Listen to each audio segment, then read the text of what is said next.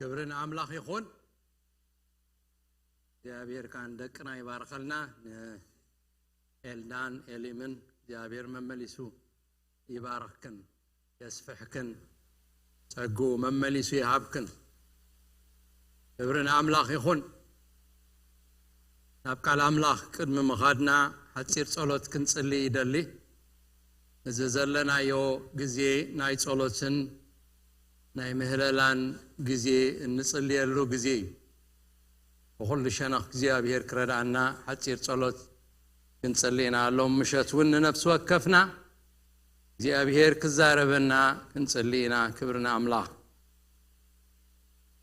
ሰማይን ምድርን አው ዘሎ ሁሉ ዝረአን ዘይረአን ዝፈጠርካ እግዚአብሔር በዛ ምሸት ዚያድማ ጎይታ አብ ቅድሜኻ ንቀርባለና ወአምላክ بسحنا يزلنا زمن أي موداتا زمني وقويتا بمهللان بصولتن زسقر زمن بسحنا لنا قويتا ردعنا رديتنا كاب سماين مدرن زقبرك زيابهير يتبايل تصحيف اللهم وعمله ردعنا كابخا رديتك مصنا نصل لنا كمتي جزي حرسا مسبسح سبيتي التقللو علم كا تقللو لا قويتا اغلات سبي بوا زيابهير تچنق الله كابصات نصات اب حدا وسن سع حدا وسن بملو زيابهير علم كما يتخون كم زلا بتفطراوي ديو ويسب زفطرو زخون زلو صقمات እግዚአብሔር መወዳታ ዘይብሉ ጭንቀትን ውግእን ወረውግእን ምንቅጥቃጥ ምድርን ማዕበልን ጽልእን ተፈላለ አይነት ወግዚአብሔር ዓለም ወሪድዋ ወግዚአብሔር አምላክ ተቆሎላ ወግዚአብሔር ሰብክረዳ አኸም ዘይክል ተረዲዩናሎ واملاخ نسخاي خاطردات خيلمو واملاخ حنت قال تزارب اذا مدر دما فوسا እግዚአብሔር كابزات ياتو زلا معبل اوصايا እግዚአብሔር كل زخون زلوس نسخا صادق خاب سر ابسانا زرخبناي بسر حاتيات زخون زلوي بسر رخصت زخون زلوي بسر بدل زخون زلوي እግዚአብሔር واملاخنا حجقنا محرت قبر تملس ولو تزبغا سمع قلوبت اتم ابحبو كوينوم زدليو خازلو اتم ابحبو كوينوم زلمونو زلو محرت زدليو زلو سليوم يلكا እግዚአብሔር نابراهام يلكا يون سودومن غوموران اباص ادق انت ترخيبوسك محراي نقولو نحفوين نتحاتن نتصادقن من تتصادق لس محرتك قبر يزبلكا እግዚአብሔር املاخنا لومي قال حيدة تصادق انت رخبكاس محرتك تقبر لنا እግዚአብሔር رديتك تسدد واملاخ عالم كدنق صلا እግዚአብሔር قويتا سراويت نو املاخ زمن سلام كتمصالنا زمن عقرقر كتتفعلنا زمن زي مغصان كتصرقلنا زمن حمام كتصرقلنا እግዚአብሔር نحنان ولدنان እግዚአብሔር قويتا سراويت حقيقة قطرئينا እዚ ወለዶ ዝኽድንግ ጸልዩ እግዚአብሔር በስም ኢየሱስ ክርስቶስ ነጸልለና ኃጢአትና ንእመን በደልና ንእመን ውድቀትና ንእመን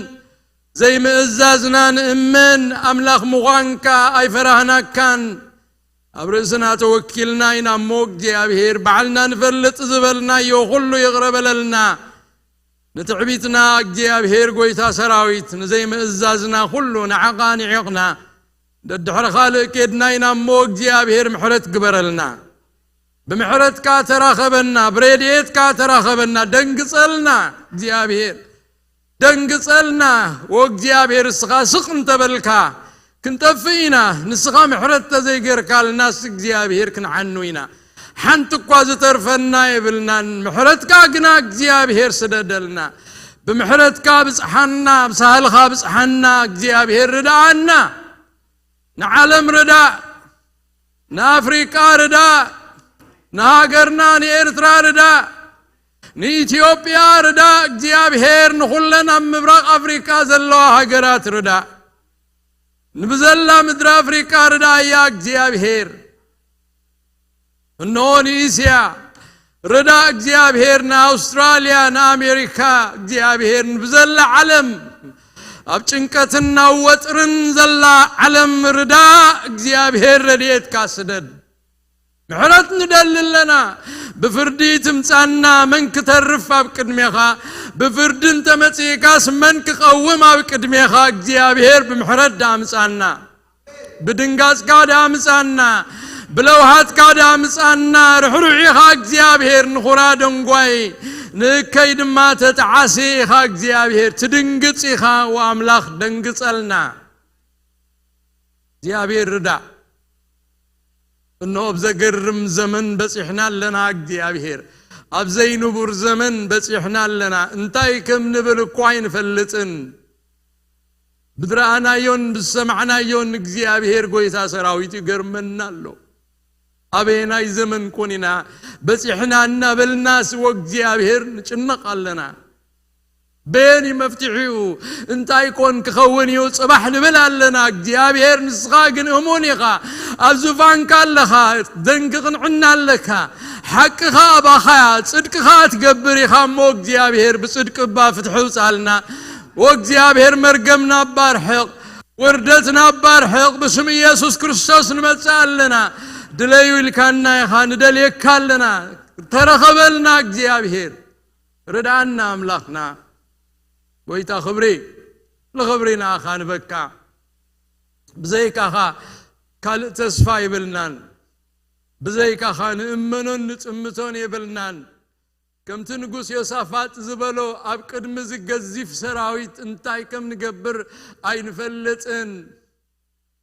ابي كم نقيدون اين فلطن انتاي كم نبلون اين فلطن يلكا عنتنا غنا باقاي صمتالو ايلو نسخا غاردي كايون يوسافات وእግዚአብሔር اجد ما انتاي كم نبل اين فلطن انتاي كم نقبر اين فلطن عنتنا غنا እግዚአብሔር باقاي صمتالو كم تقردنا بيد مبيتا كم تباريا بيد غويتو زطمت وእግዚአብሔር ناخان صمتالونا هررتنا باقاي دليتنا باقاي እግዚአብሔር رديتنا نسخا يغمرد انادا سقايتبن يا بهير املاخنا صحج باغاينا زلنا باغاينا ندبر باغاينا نوساوس صحج رديكا نايخا بيوت زلنا خبخاي محرتك እግዚአብሔር زنبرنا زلمون مسكنكا انو صحج زرداكنا صباحون امونيخا امنتك يلوص ناي كيدان املاخيخا نامنك لنا مو املاخنا كل خبرنا اخان نبكا كل وداسنا اخان نبكا نسخ عبيخا نسخ خاليخا እግዚአብሔር املاخنا اخان مسكنك كالونا تمسكن እግዚአብሔር لو مشد مامسانا خون اذا قالك እግዚአብሔር نمرمرون نمهارون كلنا منفس كامسانا خوينخ مهرنا عمقت قالك تقلصلنا مقلهات خونا ما اكلنا لنفس وكفنا እግዚአብሔር كتمهرنا كلهم دقيقي كاب እግዚአብሔር استمهروا خون يوم صحف يمو እግዚአብሔር كاباخا خنمهار باسم يسوع كريستوس نصللنا كل خبر اسمك يكون باسم يسوع امين امين قويتا امين thank you Jesus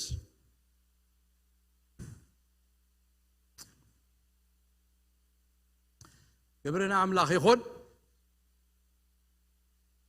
اتي تخاتاتالي تمرتنا كنقصلينا اب غبراواري اتاشعي معراف إنا بصحنا زلنا فتناي موداتا لما حالتي كاب تقصر 4 جميرنا تقع تقصي 4 3 زلو كنريو بتزلنا غزي كنريوينا አገልግሎት ሐዋርያ ጴጥሮስ ዕውት አገልግሎት ከም ዝነበረ ኢና ንርኢ ዘለና ሕጂ ድማ ተንተሪፈን ዘለዋ 3 ነጥቢ ኣብ ዝሓለፈ 3 ነጥቢ ኢና ኣለና እጅ ድማ ተሪፈን ዘለዋ ሰለስተ ነጥቢ ክንርኤኒና ቅድም ግና ነቲ ጽሑፍ ከነንብቦ ኢና ካብ ጥቕሲ 4 ጀሚርና ክሳዕ መወዳእታ ዘሎ ጴጥሮስ ግና ንኹላተን ናብ ወጻኢ ኣውፅዩ ተንበርኪኹ ጸለየ ናብ ትሬሳኣ ግልጽ ኢሉ ኸዓ ጣቢታ ተንስኢ በላ ኣዒንታ ቋሕ ኣበለት ንጴጥሮስ ምስ ረኣየቶውን ኮፍ በለት ኢዱ ዘርጊሑ ኣተንስኣ ነቶም ቅዱሳንን ነተን መበለታትን ጸዊዑ ድማ ሕያው ኮይና ኣብ ቅድሚኦም ደው ኣበላ እዚ ኣብ ኩሉ ዮጴ ተፈልጠ ብዙሓት ከዓ ብጎይታ ኣመኑ ንሱ ድማ ሓያሎ መዓልቲ ምስ ስምዖን ፍሓቕ ቆራብቲ ኣብ ዮጴ ተቐመጠ ይብለና ክብርና ኣምላኽ ይኹን ዝሓለፈ ከም ዝረኣናዮ ናይ ዶርቋስ ታሪኽ ኢና ርኢና ናይታ ዕራብ ተባሂላ ተጸውዐት ሰበይቲ ከመይ ዓይነት ሰብ ከም ዝነበረት ባህርያታ ርኢና ባህርያት ናይ ዶርቋስ ከመይ ዝመሰለት ኣማኒት ካራክተር ዘለዋ እቲ ባህርያ ብርግጽ ናይ ክርስትና ህይወት ትነብር ዝነበረት ነቲ መትከላት ናይ መጽሓፍ ቅዱስ እቲ ፕሪንሲፕልስ ኩሉ ተኣሚና ኣማኒት ኮይናስ ብቅድስና በአገልግሎታ በህይወታ እተመስከረላ ሰበይቲ ከም ዝነበረት ንደኻታት ሃርድ ወርከር ከም ዝነበረት ትጽዕር ትሰርሕ ከም ዝነበረት ናይ ዶርቃስ ርኢና እዛ ሰበይቲ እዚኣ እንታይ ከም ዝኾነት ሓሚማ ከም ዝሞተት ኢና ርኢና ክንድዚ ዝኣክል እቲ ምስክርነታ ምስ ኣምላኽ ዘለዋ ጽቡቕ ነገር ከሎስ ግና ድንገተኛ ዝኾነ ሕማም ረኺብዋ እቲ ሕማም ከዓ ናብ ሞት ዘብጽሕ ሕማም ኮይኑ ከም ዝሞተት ርኢና ጴጥሮስ ኣብቲ ዝነበሮ ዓዲ ከሎ ከይዶም ምስ ሞተት ዶርቋስ ጸዊዖም ከም ዘምጽዎ ኢና ኣዊና በፂሕና ዘለና ካብዚ ናይ ጴጥሮስ ናይ ኣገልግሎት ህይወት ዝረኣናዮ ተቐዳማይ ጴጥሮስ ንጉባኤ ጥራይ ዘይኮነ ንግለሰባት ዝበጽሕ ከም ዝነበረ ተቐዳማይ ኣገልግሎቱ ንብዙሕ ህዝቢ ኣብ ካልኣይ ምዕራፍ ሳልሳይ ምዕራፍ ራብዓይ ምዕራፍ ዝረኣናዮ ኣብ ሓምሻይን ሻድሻይን እውን ዝረኣናዮ ኣገልግሎት ጴጥሮስ ንብዙሕ ህዝቢ ሕጂ ኣብ ምዕራፍ 9 ክንርኢ ከለና ግን ኣገልግሎት ጴጥሮስ ንግለሰባት ኢና ንርኢ ዘለና ስለዚ ዕዉት ኣገልጋሊ ዝበሃል ንብዙሕ ዘገልግል ንሒደት ከዓ ዘገልግል ኣብ ብዙሕ እሙን ኣብ ሒደት ከዓ እሙን ዝኾነ እዩ ዕዉት ኣገልጋሊ ኢልና ተኻልኣይ ዝበልናዮ እንታይ እዩ ዕዉት ኣገልጋሊ ዝበሃል ንክርስቶስ ዘጉልሕ እዩ ንርእሱ ሓቢኡ ንክርስቶስ ዘጉልሕ ለዚ ጴጥሮስ ንኤንያ ክፍውሶ ከሎ ኤንያ ኢየሱስ ክርስቶስ የሕውየካ ኣሎ ኢልዎ ጴጥሮስ የሕውየካ ኣሎ ኣይበሎን ኢየሱስ ክርስቶስ የሕውየካ ኣሎ ዝበሎ ንኢየሱስ ክርስቶስ ክጥምጥ እቲ ፈውሲ ካብኡ ከም ዝኾነት ጎይታ ፈውሲ እቲ ኩሉ ዝኽእል ጎይታ ንሱ ከም ዝኾነ ናብኡ ክጥምት ንኤንያ ከም ዝገበሮ ርኢና ማለት እዩ ሳልሳይ ነጥቢ ዝረኣናዮ ጴጥሮስ እኔኹ ዝብል ድሉ ምዃኑ ቢዝየ ዘይብል ምስ ተጸውዐስ ኣለኹ ዝብል ዝተወጽዐ ነገር ዝተወጽዐ ሰብ ቃል ዝደሊ ሰብ ጸሎት ዝደሊ ሰብ ምጽናዕ ዝደሊ ሰብ ክመጾ ከሎስ ቢዝ እንደ ዘለኹ ካልእ ስራሕ ሒዘ እንደ ዘለኹ ዘይብል ብድድ ኢሉ ዝኸይድ እግዚአብሔር ከምኡ ዝመሰሉ ሰባት ይጥቀመሎም እኔኹ ዝብሉ ኢሳይያስ ምሳሌ ሂብና ነርና ንኢሳይያስ እግዚአብሔር ንመንክልኽ መንከኸደልና እዩ ምስ በሎ እኔኹ ጎይታይ ለኣኸኒ ከም ዝበለ ሪና እኔኹ ጎይታይ ለኣኸኒ ዝብሉ ሰባት ኣብ ኣገልግሎት ዕዉታት ከም ዝኾኑ ግዜኦም ዝህቡ ኣቬይለብል ዝኾኑ ሰባት ዕዉታት ከም ዝኾኑ ርኢና እቲ ራብዓይ ሕጂ ኣብዚ ንሪኦ ጴጥሮስ ናይ ጸሎት ሰብ ከም ዝነበረ እዩ ናይ ጸሎት ሰብ እዩ ነይሩ ኣብ ጥቕሲ 4 ክንርኢ ከለና ጴጥሮስ ግና ንኹላተን ናብ ወጻኢ ኣውፅዩ ተንበርኪኹ ጸለየ ናብቲ ሬሳኣ ግልጽ ኢሉ ኸዓ ጣቢታ ተንስኢ በላ ኣዒንታ ቋሕ ኣበለት ንጴጥሮስ ምስ ረኣየቶውን ኮፍ በለት ኢዱ ዘርጊሑ ኣተንስኣ ነቶም ቅዱሳንን ነተን መበለታትን ጸዊዑ ድማ ህያው ኮይና ኣብ ቅድሚዮም ደው ኣበላ ይብለና ሐዋርያ ጴጥሮስ ናይ ጸሎት ሰብ ከም ዝኾነ ኢና ንርኢ ሐዋርያ ጴጥሮስ ናይ ጸሎት ሰብ ናይ ጸሎት ጥቕሚ ዝተረድአ ድማ ጎይታናን መድኃኒናን ኢየሱስ ክርስቶስ ብህይወቱ ከሎ ምስ ኢየሱስ ክመላለስ ከሎ ኣብ ህይወት ኢየሱስ ዝረአዮን ኣብ ህይወት ኢየሱስ ዘስተባሃሎን ካብ ኢየሱስ ከዓ ዝሰምዖን ዝተማሃሮን ከም ዝኾነ ኢና ንርኢ ሕጂ ኣብዚ ዝገብሮ ዘሎ ጴጥሮስ ልክዕ ካብ ጎይታና ዝተማሃሮ ነገር ይዝገብር ዘሎ ጎይታናን መድኃኒናን ኢየሱስ ክርስቶስ ንጓል ኢያኢሮስ ዝበሃል ሰብኣይ ካብ ሙታት ከተንሳኣ ከሎ ጴጥሮስ ናይ ዓይን ምስክር እዩ ነይሩ ሐዋርያ ጴጥሮስ ጎይታ ነታ ሙት ጓል ኢያኢሮስ ቅድሚ ምትንስኡ እንታይ ከም ዝገበረ ከመይ ገይሩ ከም ዘተንሳኣ ድሕሪ ምትንሳኣ ድማ እንታይ ከም ዝበለ ብዓይኑ ዝረአየን ብእዝኑ ከዓ ዝሰምዐን ከም ዝነበረ ንዝክር ኢና ሕጂ ሐዋርያ ጴጥሮስ ኣብዚ ንሪኦ ዘለና ድማ ከምታ ጎይታ ክገብራ ከሎ ዝረአያ ክገብር ከሎ ኢና ንርኢ ኣብ ማርቆስ ምዕራፍ 5:4 ጎይታናን መድኃኒናን ኢየሱስ ክርስቶስ ኢያኢሮስ ጓለይ እምበር ሞይታ ምስ በሎ ናብ ቤቱ ምስ ከደ ክበኽዩ ምጸኒሖሞ ደቂሳላ ኢልዎም እቶም ኣብቲ ደገ ደቂሳላ ምስ በሎም ሰሓቕዎ ይብለና ከም ዝሞተት ስለ ዝፈለጹ ንሱ ግና ንኹሎም ኣውፂኡ ጎይታናን መድኃኒናን ኢየሱስ ክርስቶስ ኣብ ቦታ ቆልዓን ኣዲኣን እቶም ምስኡ ዘለዉ ሒዙ ናብቲ እታ ቆልዓ ዘላቶ ኣተወ ኢድ እታ ቆልዓ ሒዙ ከዓ ጣቢታ ቁሚ በላ ትርጓሚኡ ኣትጓል ተንስኢ ይብለክ ኣለኹ እዩ እታ ጓል ድማ ብኡ ተንሰት 12 ዓመት ገይራ ነበረት እሞ ተዛወረት ሽዑ ዓቢ ምግራም ተገረሙ ይብለና ጎይታናን መድኃኒናን ኢየሱስ ክርስቶስ ዝገበሮ ይዚ ጴጥሮስ ከዓ ሕጂ ከምቲ ጎይታ ዝገበሮ ንኹላተን ዝበኽያን ዝዛረባን ጫውጫው ዝብላ ዝነበራን ኩላተን መበለታትን እቶም ቅዱሳንን ካብቲ ደርቋስ ተነቢራትሉ ዝነበረት ቤት ናብ ወፃኢ ኣውፂዎም ከምታ ጎይታ ዝገበራ እዚ ዝገበረሉ ምኽንያት ተፈላለየ ምኽንያት ክኸውን ይኽእል ሓደ ክጽምወሉ ጸጥ ክብል ካልኣይ ድማ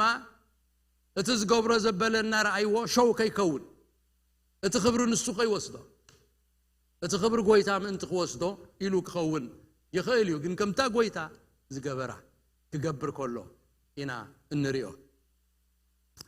እቲ ዘገርም ሎሚ ክንሪኦ ደልየ ዘለኹ ብርግጽ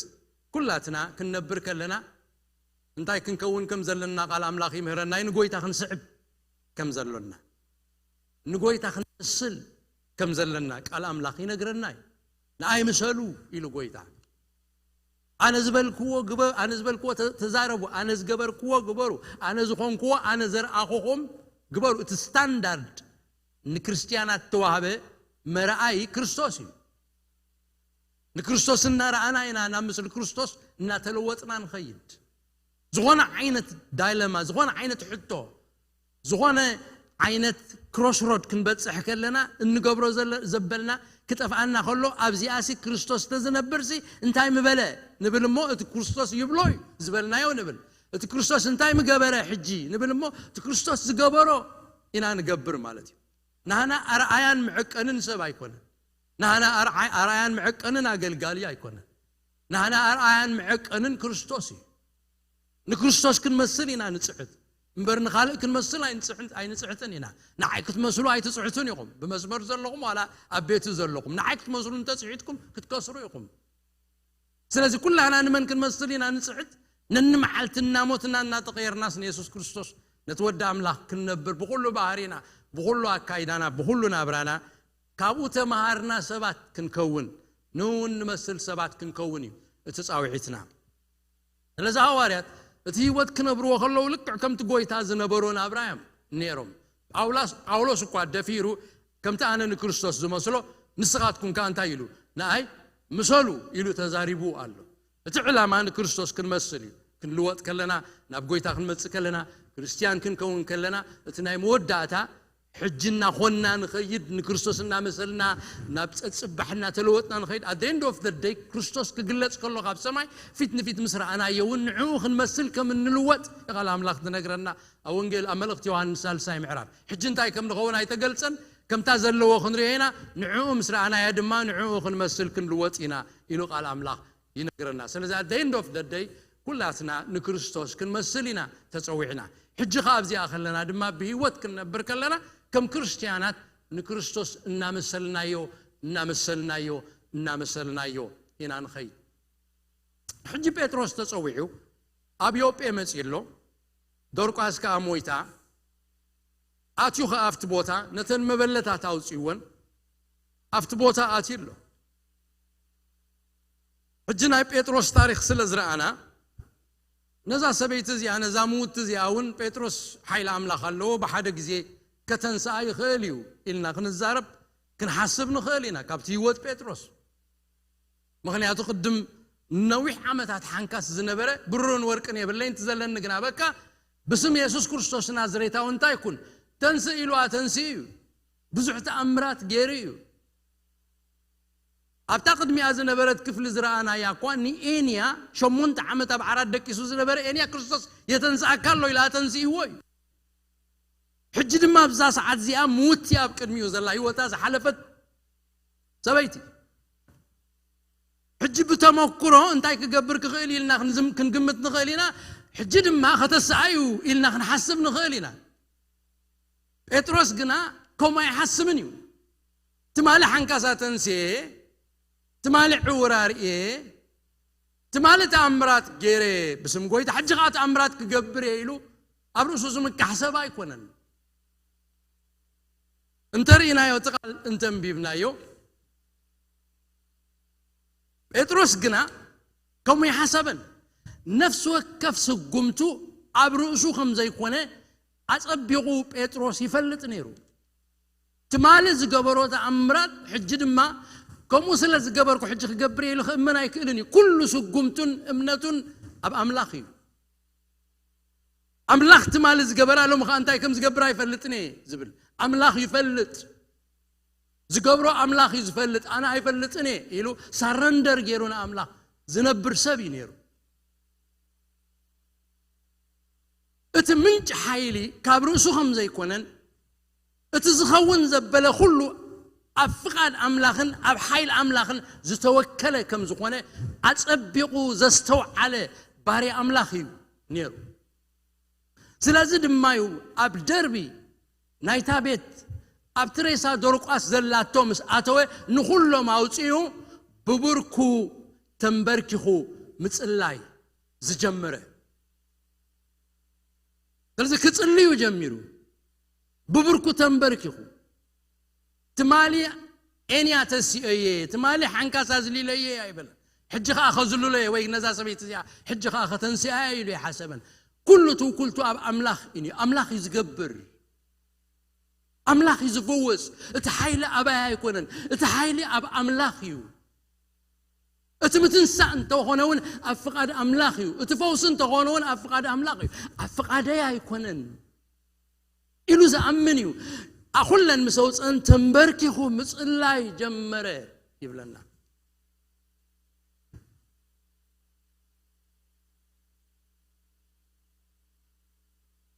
أبتغسر بقى بيتروس قنا نخلا تناوصا وصيو تنبركيخو صلي يبلنا كابزن مهارو زخونه يكون عينت أقلقلوت يكون هيوت كريستنا عوت زخون بصولت استسنى مزخون طراحي صولت أزيوا قداسي كما يسيت صولت اب راسخا زي كونه اب املاخ موكالكا زرء غبري صولت مالت انتي مالت انا ايكلني اتحيلا با يكونن صولت مالت ني عاوتي مسرت انا يكون مبالي صولت مالت مسلاطن مكنوانن كبا يكونن كب املاخيو مبالي صولت مالت إت كان أملاخ مهابي سرندر مقباريو أنا أيكون كون أنا حيلي باللين عقمي باللين كلاتي باللين فلتاتي باللين إيدين عهب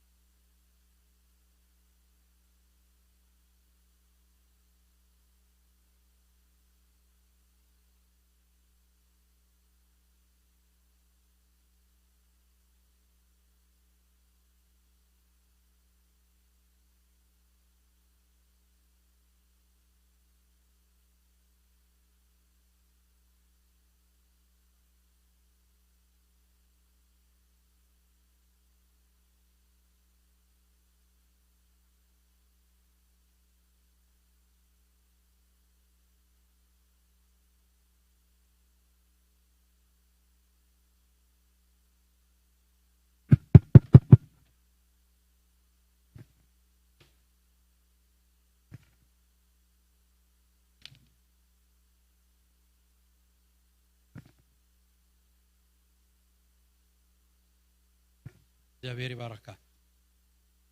ስለዚህ ጸሎት ማለት አብረሰይ አይወከልና ባኻዬ ዝውከል ማለት እዩ። ንዘሩባቤል ሕጂ ዘካርያስ እንታይ ይብሎ ብመንፈሰይ እምበር ብኽእለትን ብሓይልን ኣይኮነን ይብሎ። ከምቲ እግዚአብሔር ዝበሎኻ ዘሩባቤል ክሰርሕ ጀሚሩ ኣብ ፍጻሜኻ ኣብጽሕዎ። ስለዚህ ጸሎት ማለት ኢድካ መሃብ እግዚአብሔር ንስኻ ትፈልጥ ንስኻ ኩሉ ትኽእል ኢልካ ምእማን ከም ዝኾነ ንሓዞ። ሐዋርያ ጳውሎስ ናይ ጸሎት ሰብ ነይሩ። ሐዋርያት ብጣዕሚ ይጽልዩ ከም ዝነበሩ ብእንቲ ርእሶምን ብእንቲ ተን ዘገልግልዎን ዝነበሩ ማሕበራትን ይጽልዩ ከም ዝነበሩ ኢና ንርኢ። ኣብ ኤፌሶን ምዕራፍ 3 ካብ ጥቕሲ 14 እስካዕ 21 ዘሎ ተሪኢና ብፍላይ ጥቕሲ 14 15 ምእንቲ ዝውን ናብቲ ኣብ ሰማይን ኣብ ምድርን ዘሎ ኩሉ ወለዶታት ካብኡ ዝስመዕ ኣቦ ብብርከይ እምብርከኻ ኣለኹ ይብል። ብብርኩ ንስኻ ኢኻ ክትገብሮ ትኽእል ንሰባቱን መንፈሳዊ ክገብሮም ዝኽእል እግዚአብሔር እዩ ንሰባቱን እቲ ክርስትና ህይወት ክነብሩዎ ኃይል ዝህቦም እግዚአብሔር እዩ ክጽሊ ከሎ ሐዋርያ ጳውሎስ ኣብቲ ናይ ውሽጢ ሰብኩም በኃይሉ ምእንቲ ክትብርትዑ እቲ ውሽጢ ሰብካ ዝብርትዑን በኃይል እግዚአብሔር እዩ ብመንፈስ ቅዱስ እዩ እቲ አእምሮኻ ዝሕደስውን ብመንፈስ ቅዱስን ብቃል አምላኽን እዩ ስለዚህ ብዘይ ኃይል አምላኽ ሓንቲ ክንገብር ኣይንኽእልን ኢና ብዘይ ኃይል አምላኽ ክንጸድቕ ኣይንኽእል ብዘይ ኃይል አምላኽ ክንቅደስ ኣይንኽእል ብዘይ ኃይል አምላኽ ዕዮ አምላኽ ክንገብር ኣይንኽእል ብዘይ ኃይል አምላኽ ክንፍጽሞን ከነስልጾን እንኽእል ወላ ሓደ ይብልና ስለዚህ ሐዋርያ ጳውሎስ ኩሉ አገልግሎቱ ክገብር ከሎ ብጸሎት ዝተሰነየ አገልግሎት እዩ ነይሩ ስለዚህ ንሰብ ኤፌሶን ኩሉ ኣብ ምዕራፍ 1 እንትርኢናዮ ዓይንቲ ልብኹም በሪሁ ተስፋ ጽዋዓኡ እንታይ ምዃኑ ምእንቲ ክትፈልጡ ኣብቲ ክርስቲ ክብሩ ኣብ ቅዱሳኑ እንታይ ምዃኑ ምእንቲ ክትፈልጡ እጽልየልኩም ኣለኹ ብጸሎት ይነግሮም ይምስክረሎም ተቃል አምላኽ ይነግሮም ነይሩ ኣብኡ ግን ኣይውደውን ነይሩ እቲ ምንጋር ጥራይ ስእኹል ከም ዘይኮነ ለውጥ ከም ዘይክእል ኢንፎርሜሽን ጥራይ ኮይኑ ክተርፍ ከም ዝኽእል ኣብ ርእሶም ጥራይ ክተርፍ ከም ዝኽእል ተቃል ይፈልጥ ነይሩ ኣብ ልቦም ከም ዘይወርድ ኣብ መንፈሶም ከም ዘይወርድ አምላኽ እንተዘይ ሓጊዝዎም አምላኽ እንተዘይ ሓጊዙካ እምሮኻ ጥራይ ብዙሕ ሰፊሕ ሙሉእ ክኸውን ይኽእል እዩ ልብኻ ግን ጥራይ ክኸውን ይኽእል እዩ ስለዚህ እግዚአብሔር ብመንፈሱ ረዲእካ ኣብቲ ውሽጢ እንተደይ በፂሕካ ነቲ ቃሉ ክትነብር ነቲ ቃሉ ክትመስል እንተዘይ ረዲእካ ብመንፈሱ ኩሉ ጉያኻ ኮንቲ እዩ ስለዚህ ጳውሎስ ኣብ ቀዳማይ ምዕራፍ ዓይንቲ ልቦም ክኽፈት ሬቨሌሽን ክረኽቡ ምግላጽ ተቃሉ ክረኽቡ ብርሃን ቃሉ ክረኽቡ ንጎይታ ክርእይዎ ኢንካውንተር ምስ ጎይታ ክህልዎም ፍጹም ለውጥ ክልወጡ ጸልይሎም ኣብ ሳልሳይ ምዕራፍ ካ እንደገና ኣብቲ ቅድሚ ኩሉ ዝኽእል ኩሉ ካብ ዝወፀ እግዚአብሔር ብብርከይ እምብርከኽ ኣለኹ ኢሉ ምእንትቶም ሰብ ኤፌሶን እንታይ ክኾኑ ብውሽጢ ሰቦም ምእንቲ ክብርትዑ ብሓይሉ ምእንቲ ክብርትዑ ምእንቲ ክቅደሱን አምላኽ ኢየሱስ ክርስቶስ ኣብ ልቦም ምእንቲ ክሰኣል ሱር ዝሰደደ ዓይነት ኮይኑ ኣብ ውሽጦም ከኣቱ ተወቕረ ዓይነት ከምዚ ወቂርካ ተውፅኦ ሓደ ዓይነት ስእሊ ኢየሱስ ክርስቶስ ከ ኣብ ህይወቶም ዝተወቕረ ተወቀፀ ኣብቲ ህይወቶም ተዋሃደ ክኸውን ክጽልየሎም ከሎ ኢና ንርኢ ኣብ ፍቅሪ ሱር ክሰዱ ክሰፍሑ ብጎይታ ክጽልየሎም ከሎ ንርኢ ብሓይሉ ጥራይ ከም ዘይገብሮ ጳውሎስ ይፈልጥ ነይሩ ርሱ ኣብ ትሕቲ ጎይታ እናምፀ ምንም ክገብር ኣይክእልን እየ ዝኾነ ይኹን ተገበርኩስ ንስኻ እንተዘይ ኣቲኻዮ ንስኻ እንተዘይ ስሊጥካዮ ኣነ ክውዶ ኣይክእልን እየ ርሱ ንኣምላኽ ዝህብ ኢዱ ኣብ ኣምላኽ ዘልዕል እዩ ነይሩ ስለዚ ሐዋርያ ጴጥሮስ ድማ ልክዕ ከምኡ ኣድላይነትን ጥቕሚ ጸሎትን እንታይ ከም ዝኾነ ካብ ጎይታ ቀዲሙ ተማሂርዎ እዩ 3 ዓመትን ፈረቓን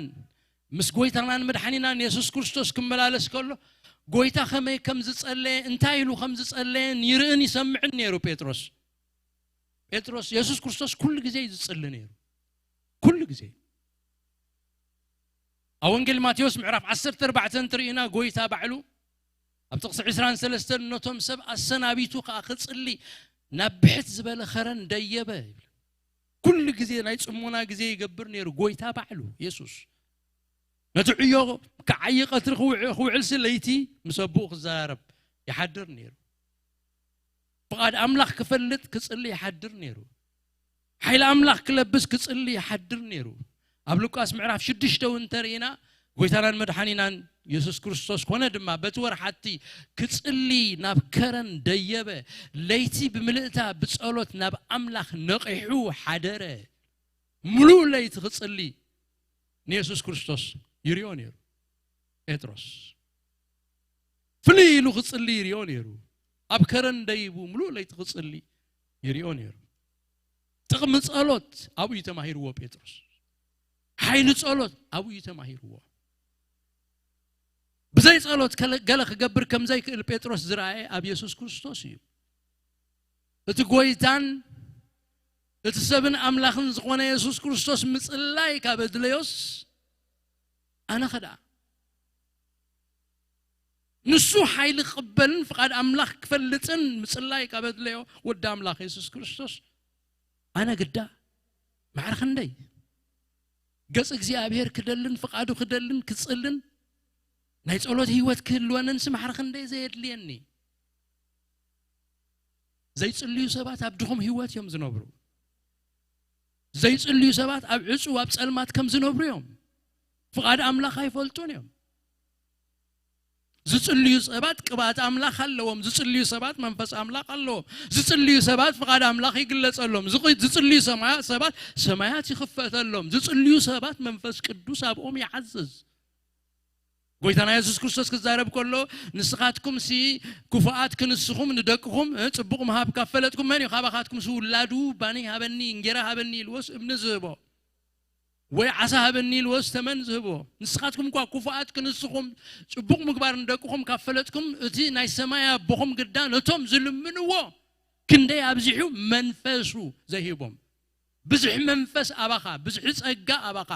ብዙሕ ቅብአት አባኻ ብዙሕ በረኸት አባኻ ናይ እግዚአብሔር ምትንካፍ አባኻ ክኸውን እንተ ኮይኑ ኣብ ሕልፍኝ ክትኣቱ ገጽ እግዚአብሔር ክደሊ ይግባእ ስለዚህ ሐዋርያ ጴጥሮስ ካብ ኢየሱስ ክርስቶስ ይተማሂርዎ ስለዚህ ጴጥሮስ ከምቲ ካብ ጎይታ ዝተማሃሮ ዘይባትኽ ናይ ጸሎት ህይወት ይነርዎ ኣብ ዮጴ ምስ ስምዖን ፍሓቕ ቆርበት ክቕመጥ ከሎኳ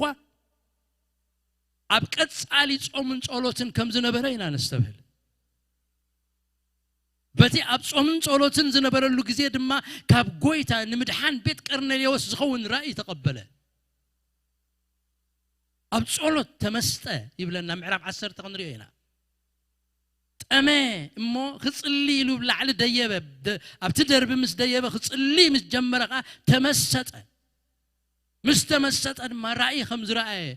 ንምድሓን ኣሕዛብ ዝኸውን ራእይ ከም ዝረአየ ጴጥሮስ ንርኢ ክጽሊ ከሎ ይትራእይ ረኺብዎ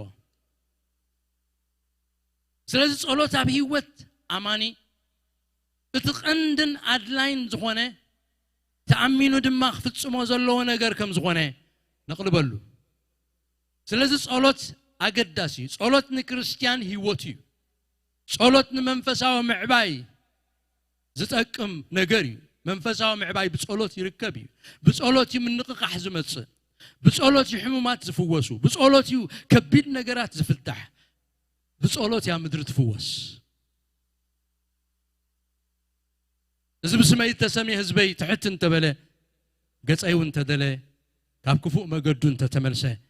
أنا خاخ سمعي مدر خاخ فوسه يبلك عليك سيابيه بصلوت يفوس زمت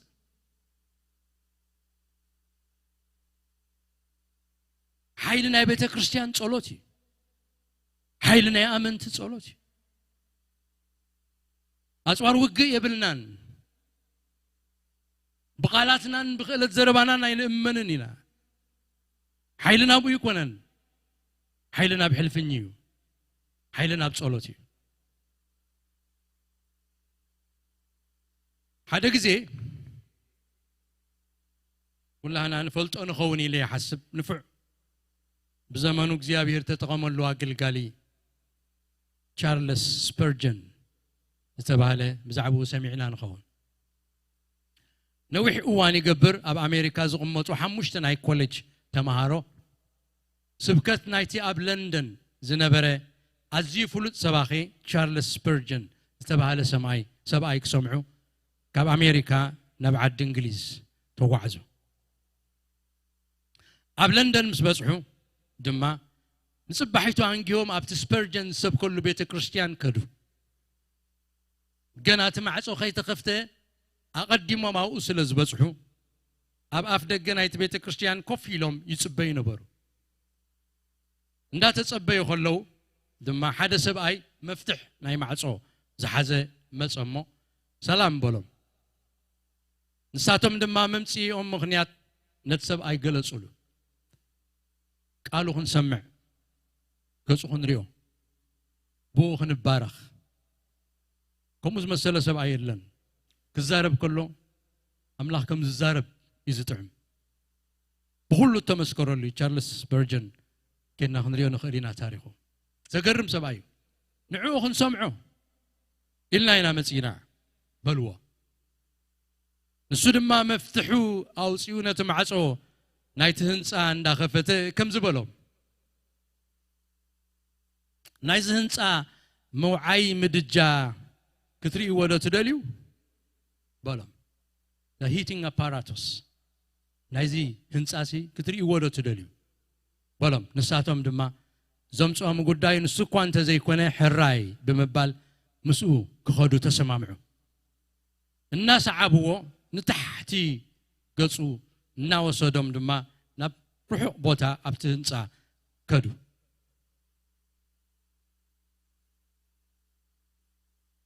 او خدو خلو ناب حدا كفلي معصو تعصوه بصحو دحرنت معصو كفيتو دما اتوم مساتوم زرخبو غنا شوعات ميت زخونو አወዳትን አዋልድን ብብርኮም ተደፊኦም ጽልዩ ሰባት ይአርኢዎም በሎም ድማ እዚአቶም እዮም ናይዚ ቤተ ክርስቲያን መንፈሳዊ ሓዊ ዝአግዱ ኢልዎም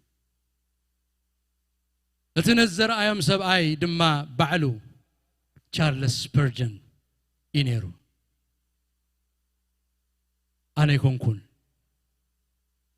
أنا يكون إذا كل تريو زلها بدقة زخون سي سؤال يكونن شو عتمي تسبات ببركم تدفيهم أبدا محبر زتسليو كم سنفرو نكيرو سلازي مسرت منفسا وعوت نايزخون يكون عينة منستري صلاتي زصلي حيل أملاخيري زصلي فقاد أملاخي فلت زصلي فوس أملاخي ركب زصلي بمنفس عبي زصلي كبر أملاخيري قال أملاخ كم زيب لنا سلا زي لمنكم يبلكم سلا زي لمنكم أبياكم معرف 4 سلا زي لمنكم يبلكم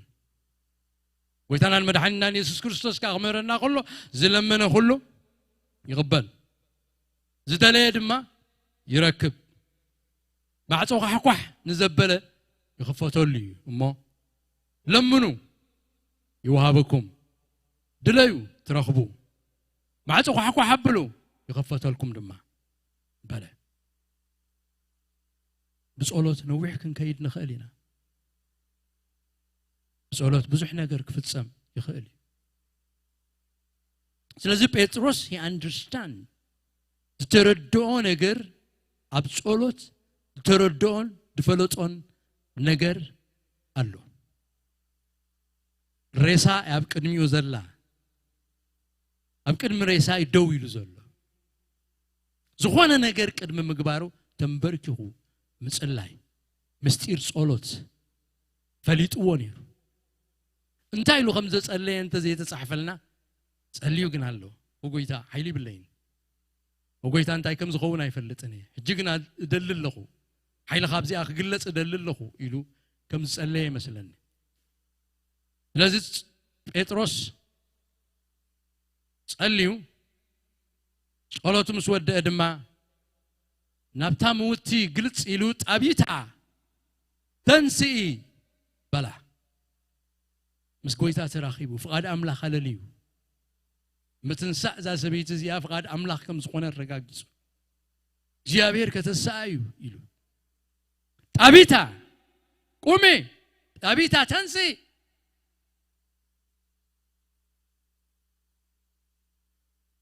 من هالبات كي تسألي إلو تزخونا يمخونا نخو تسأليون تو قلتو أبا أملاخ جيرون ترقيفون أملاخن يجيروا أسبيت قاسنسيا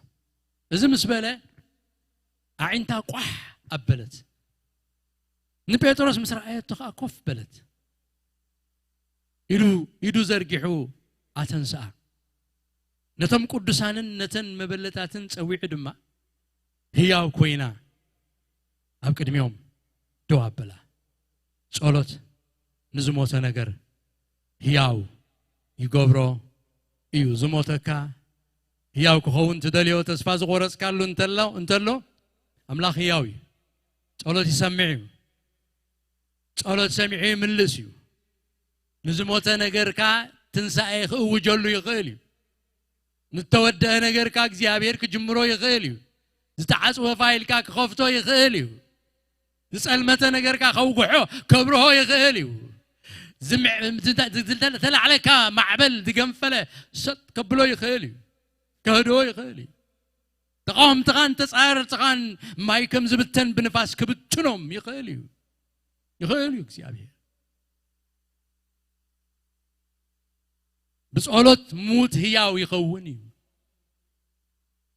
بزحي زموتك أبيوت كنا بركلنا بزحي موتنا موتنا يسب تراي زي كونه بزحي نجارات يموتك يبلاش وكا تسمع تقول صول مودات أيوة صح تفلا لي عين نقصر زي نخل مودات أزبس حكا نجار مودات أزبس حكا له أخيلي يزبل كاي بزحي نجار كل يخيلي زيابير كنا خجمرو يخيلي نزموته هيوت كزر علو يخيلي أبيتا قومي بدت عينها تخفيتو تنفاسها تمليسو أب نبور متى ريستور كيروا تحديثا قال إذا نبر حمامات قلت نموت زبص حمامون شعون تاي قويني تقرشوا تافيو حداش فترة يا قوينا كبرنا أملاخ يقول زيابير زدنق نجر زقبر أملاخي أملاخ صلوت سمعوا زملس أملاخي لتوم قدسان نايوبي نزازيوم زفكروا دورقواس حبتم تنسي أمس رأيواس كما يزبل حاجوس كنت حاجوسهم يقولوا زيابير بحاجوس حزبوز حجوس أملاخي زيابير نبخياتك نفس حق زقير أملاخي እግዚአብሔር መዝሙር ዝህብ በምሸት መዝሙር ይብ በጸልማት ጊዜ መዝሙር ይበካ በማዕበል ጊዜ እንኳ መዝሙር ዝህብ አምላኽ እዩ ምስጋና በከን አፍሪካ ዘንብር አምላኽ እዩ ኩነታት ዝቀየረ አምላኽ እዩ ኢማጂን ዞም ሰባት ዚአቶም ሞይታስ ቀቢጾም ክበኽዮም ጸኒሖም ሕጂ ግን ኮምፕሊትሊ አትሞስፌር እንታይ ኮይኑ ኮምፕሊትሊ ተቀይሩ كل تزرزير كوانت زي تتصحفس إللتان سحقن نع حقيف كامس عمن تفلالي نجر كم زغنة أبتابيت كريستيان نيوبي كن دحلفه كن مهارك لنا أبيوبي زي تحسب دنجتين يحزن أبتابيت كريستيان كم زمسين أرينا زي حسبوا ودحنس أني عمسي جناب دارك أسيوب بك زي حسبوا دنجت حدا قاود يقوم أب حزن أتيوم እግዚአብሔር ግን نحزن نفسها كم زلوت أنره كل خاز فتح كلين فولترينا كلي نحزن كداني كل خاي فتح نحزن كدان كاي قنطت حمو خشت زنسنس كايو برزقاني حزن ينقف أب كندو زيتي إلى خيكا زيت قبيو شاين كم تقبر كم تنصبارق يقبرك እግዚአብሔር كم تنصبارق أبريخ بوتا يوصاك እግዚአብሔር أموني ስለዚህ ነዛ ማህበር ዚያ ማህበር ናዮጴ ኻ እግዚአብሔር ጸሎት ጴጥሮስ ሰሚዑ ምላሽ በመሃብ ለውጥ ከምጽእ ከሎ በረኸት ከምጽእ ከሎ ንርኢ ጎይታ እዚ ተአምራት እዚ ክገብር ከሎ نتوم قدوسان من تحقسهم ترى يكونن علامة خانيرو علامة خمسنا برو قويتا نتابيتا ختن ساخلو أبتزقط صلدلو تقصر بعن كلتن مسكدنا زقرم نقر كم زخنا نري علامة أملاك نسي نت علامة أملاك تأمرات كجبر كل زيابير بعلامة زقبر سبق واز دغنا نجر قبر كلش بعلامة يزقبر እግዚአብሔር كل نجر كجبر كله بعلامة يزقبره بمدب يزقبره أبت تقصر بعن كلتن مسكرنا انتاي كم زغنا خنقرنا كله ازي اب كلا يوبي تفلته بزحات كا بوغويتا امنو ات فاينل نا እግዚአብሔር علامة سبات كدحني سباتنا بوغويتا خملوسي ስለዚህ አገልግሎት ጴጥሮስ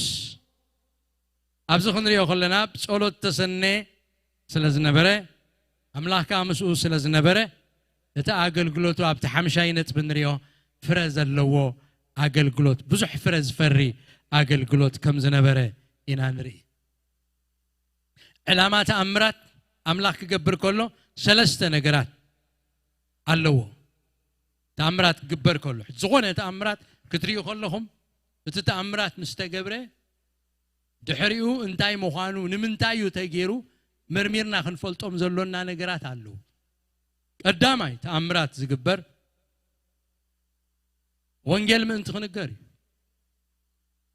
በዚ ተኣምራት ዝሲ ኃጢአተኛታት ናብ ኣምላኽ ይምለሱ ኣለዉ ዶ በዚ ተኣምራት እዚ ንጎይታ ክፈልጥዎ ዝመፁ ሰባት ኣለዉ ዶ ስለዚህ ቀዳማይ ዕላማ ተኣምራት እንታዩ ሰባት ንክርስቶስ ምእንቲ ክቕበልዎ ልቦም ምእንቲ ክኽፈት ንወንጌል ምእንቲ ክእዘዙ እዩ ተኣምራት ዝገብር እግዚአብሔር ስቂሉ ተኣምራት ኣይገብርን እዩ ኣብ ግብረ ሐዋርያት ዘለው ተኣምራት ሓደ ብሓደ ኢልና ንርአዮም ተኣምራት ምስ ተገብረ ብዙሓት ሰባት ናብ ጎይታ ተመልሱ ኣብ ኩሉ እቲ ኣብ ቤት ማእሰርቲ ዝሕሉ ዝነበረ ሓላው እሱራት ኣብ ፊልጵ እቲ እስር ቤት አንቀጥቂጡ መቑሕ እሱራት እንታይ ኮይኑ ወዲቁ ብዙሕ ተኣምራት ኮይኑ ሰብኣይ ከዓ ሰንቢዱ ሃዲሞም የምእስራት ኢሉ ሰይፉ ውፅኡ እንታይ ክገብር ሓሲቡ ርእሱ ክቐትል ሓሲቡ ኣይተጥፍእ ርእስኻ ኩላና ኣብዚኣ ኢና ዝሃደመ የለን ኢሎም እሞ ጎይታ መብራህቲ ሃቡኒ ክድሕንሲ እንታይ ክገብር እቲ ምንቅጥቃጥ ምድርን ምፍታሕ መቑሕ ቤት ማእሰርትንሲ ንመን እንተልኩም ነዚ ሓላው እሱራት ልቡ ክፈት እሞ ጎይታ ቀበል ስለዚህ ኩሉ ግዜ ተኣምራት ክግበር ከሎ ብድሕሪኡ ዝድሕኑ ሰባት ክህልው ኣለዎም ካብ ኃጢአቶም ዝንስሑ ሰባት ክህልው ኣለዎም ጎይታዬን ኣምላኸይን ንስኻ ኣምላኺኻ ንስኻ ጎይታዬ ኢሎም ዝቕበልዎ ሰባት ክህልው ኣለዎም ከምኡ ዘይገብር እንድሕር ኮይኑ ተኣምራት ኣብ ሕቶ ከኣቱ ኣለዎ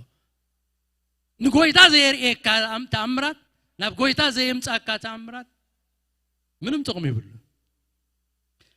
እቲ ካልኣይ ከዓ ናይ ተኣምራት ጥቕሚ እቶም ሐዋርያት በሐቂ ልኡኻት ኣምላኽ ምዃኖም ምስክር እዩ ብኢድ ሓደ ኣገልጋሊ ተኣምራት ክግበር ከሎ ቀዳማይ ወንጌል ምእንቲ ክሰፊሕ ካልኣይ ከዓ እቲ ኣገልጋሊ ኣምላኽ ምስኡ ከም ዝኾነ ኣምላኽ ከም ዝለኣኾ መረጋገፂ እዩ ኢድ ኣምላኽ ኣብኡ ከም ዘላ ቃል ኣምላኽ ክነግረና ከሎ እቶም ንሳቶም ድማ እቶም ሐዋርያት ወፂኦም ኣብ ኩሉ ሰበኹ ጎይታ ምሳታቶም ይገብር ነጥቃሉን ብዝስዕብ ተኣምራት የጽንዖ ነበረ ይብለና እግዚአብሔር ምሳኻ ከም ዝኾነ ኣምላኽ ከም ዝለኣኸካስ ነቲ ዝበልካዮ ከዓ ብተኣምራት ገይሩ እንታይ ይገብሮ የጽንዖ ልኡኽ ኣምላኽ ምዃንካ የረጋግፀልካ ናይ ሙሴ ታሪክ ክንርኢ ንኽእል ኢና ንስኻ ከም ዝለኣኽካ ንስኸመይ ገይሮም ከኣምኑኒ ኢልዎ መሊኦኸካ ኣምላኽ ኣይለኣኸካ እንተበሉ እንታይ ገብር ተኣምራት ኣርእዮም እቲ ተኣምራት ኣነ ከም ዝለኣኽኩኻ ምስክር ክኸውን እዩ ስለዚህ ተኣምራት እቲ ኣገልጋሊ ካብ ኣምላኽ ከም ዝኾነ የርኢ እቲ ሳልሳይ ድማ ተኣምራት ዝገብር እግዚአብሔር ልዕሊ ዓቕሚ ሰብ ዝኾነ እዩ ተኣምራት ልዕሊ ዓቕሚ ሰብ ኢንስታንት እዩ ቁልጡፍ እዩ ሙሉእ ከዓ እዩ ተኣምራት ስለዚህ ቁልጡፉን ሙሉእን ስለ ዝኾነ ዓቕሚ ሰብ ገሚቱ ኣምሮስ ብኸምዚ ኣቋቆይና ኢሉ ከለጋግብ ኣይክእልን ስለዚህ ሞይታ ነራ ዶርቋስ ተንሲያ ከምዚ ኮይኑ ከኒናዩ መድኃኒት እዩ መርፊ እዩ ገለመለ ክትብል ኣይትኽእልን ኢኻ ማለት there is no way ስለዚህ ተኣምራት እንብሎ ከዓ ካልኩሌት ጌርና ክንበፅሖ ዘይንኽእል እዩ ኣእምሮ ሰብ ክበፅሖ ዘይክእል እዩ ተኣምራት ዝበሃል ማለት ሓንካስ ፓራላይዝ ነይሩ 40 ዓመት ተሲኡ ብእግሩ ከይተሪእኻዮ there is no way ካልእ ክገብሮ ዘይክእል ሞይቱ ዝነበረ ኣካላቱ ክጥዕምስ እንድሕር ኢኻ ስለዚህ ተኣምራት ቅጽበታውን ሙሉእን እዩ ስለዚህ ሳልሳይ ናይ ተኣምራት እግዚአብሔር ተኣምራት ገብር ከሎ ዕላምኡን እንታይ እንተልና ኣምላኽ ስሙ ምእንቲ ክኸብር እግዚአብሔር ምእንቲ ክኸብር እግዚአብሔር ኣብ ከነንብብ ከለና ኣብ ወንጌላት ጎይታ ብዝገበሮ ስም እግዚአብሔር ከም ተመስገነ በቲ ተኣምራት ከዓ ንኣምላኽ እንታይ ገበርዎ ንብል ኣመስገንዎ ንኣምላኽ ሰባት ከመስግኑ እግዚአብሔር ስማከልና ዓብ ግብሪ ገይሩ ኢሎም ንኣምላኽ ክብሪ ይህቦ ክብሪ ንስምካ ይብሉ ከመስግኑ ይጅምር ሰለስተ ዕላማ ከም ዘለዎ ነቕርበሉ ከምቲ ብምሕዋይ ኤንያ ኣብ ከተማታት ልዳን ሳሮንን ንብዙሓት ሰባት ንምምላስን ንምድሓንን ዝኾነ ሕጂ ድማ ኣብ ከተማ ዮጴ ዶርቋስ كموت بمتنسا بزحات ناب قويتا خم تملسو بقويتا خم زآمنو كم زدحانو قال أملاخ ينقرنا قالو سلازي أقلقلوت بيتروس فرزملو أقلقلوت نبزحات مدحان زغون أقلقلوت نبزحات نيوت زغون أقلقلوت عود أقلقلوت قويتا زلو أقلقلوت كم زنبره نعزب بأقلقلوت هواريات بيتروس بأشحات زغوتصورو سبات يوم نام منقست أملاخ تسأمبيروم صباحك أخن ريومينا منقست أملاخ مسكرنا بيتروس ناب قويتا زومصوم قصر زي بلوم أشحات سبات كنرينا نفس وقفنا كندي سبات كم زمصانا أي نفلت ناب سماي بزح سربرايز الله كندي سبات كم استنكف كاي تفلتني أبولبيت وصيكا أنت زي سبخكا كالب بتجبرو እግዚአብሔር بزرد أكا بزجبركا بزي فلتكا صباحكنا أخليلكا قوينهم እግዚአብሔር كبكا مسراخا أنا دا إذا جبر كم زنبركو زي فلتكو بزح سربرايز الله بزح سربرايز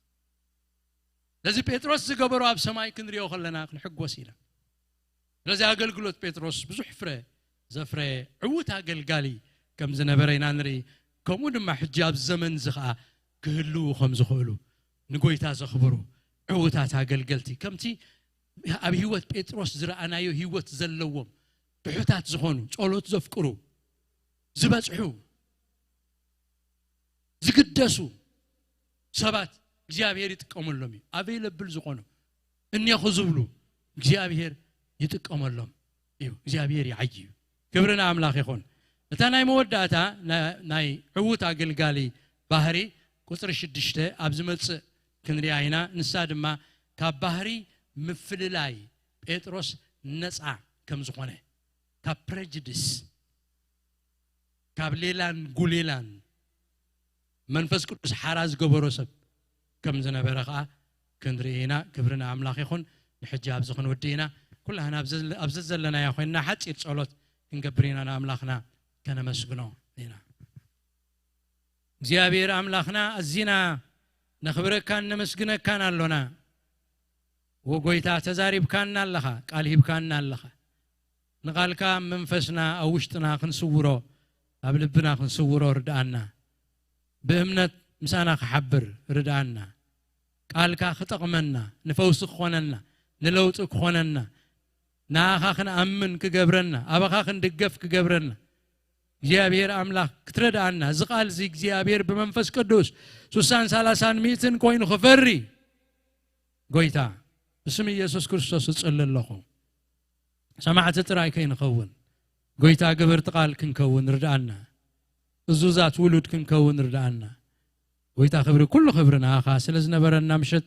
ስለዛሃብካና ዝቃል ጎይታ ነመስክነካ ጸሎትና ስለሰማዕካ በስም ኢየሱስ ክብር ሁሉና አኻ ይኹን አሜን